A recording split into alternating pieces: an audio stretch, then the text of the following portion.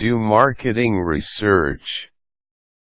In order to conduct a marketing research study, access to demographic and sales data is important. Although many proprietary sources are used for these types of studies, a great deal of public information is available that can compete with or replace the membership-only databases. Local property appraiser sites, state agencies, county tax collectors, census data, and planning departments are a few of the possible sources for market data that can become the building blocks for conducting marketing research. These sources help the marketing researcher to isolate supply and demand in a designated sub-market, then make appropriate recommendations based on the data. Starting with an example in the category of commercial real estate, a marketing analysis or marketing research study is one of the first steps in trying to sell a particular property. The marketing staff for a realtor first maps the property on a vicinity map, which can be assembled from the local property appraiser's geographic data, usually available online. Street names and parcel lines are the main features of this map. Surrounding properties for sale in a 1 to 5 mile radius are often listed and shown on the map. Comparable sales over the past year can also be shown on this map.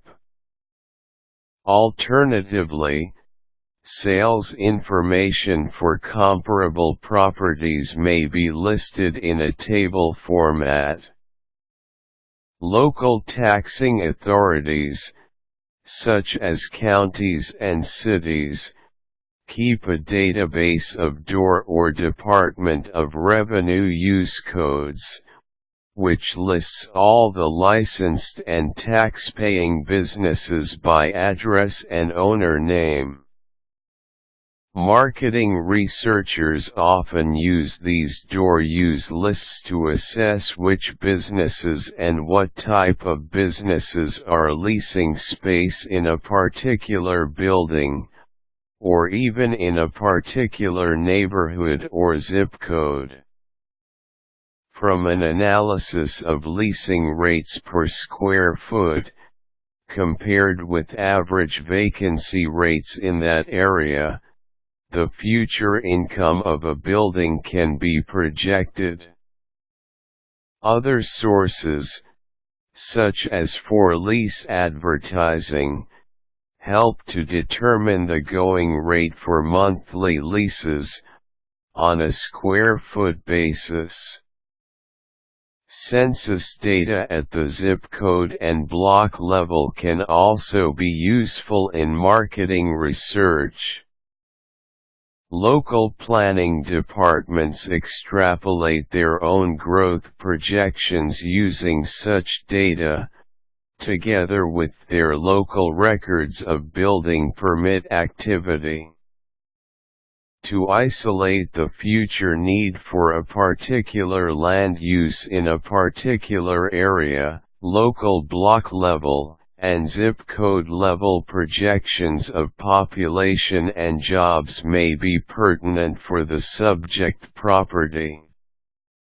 State governments and state universities also produce economic projections for the purpose of financial planning, and this data is highly regarded by marketing researchers when there is a need for demographic formulas.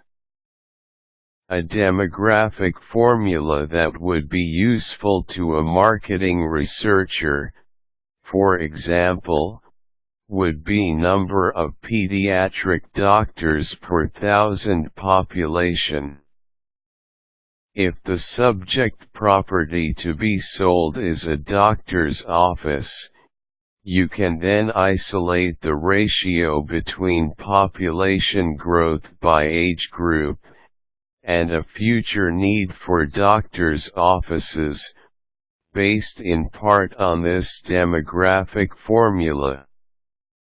With a careful examination of the above-listed data sources, your marketing research can begin to draw conclusions about supply and demand in your sub-market. Perhaps you found that doctors' offices are leasing space at a high rate, making the purchase of the subject property a relative bargain, when comparing a logical mortgage payment with the local leasing cost of a similar-sized space. Perhaps you found significant projected population or job growth that is focused near the site. Perhaps you found too many, or not enough doctors already in the vicinity of the site, compared with the projected population that would drive the need for those doctors. Conversely, a market study may find very competitive leases and high vacancy rates in the vicinity.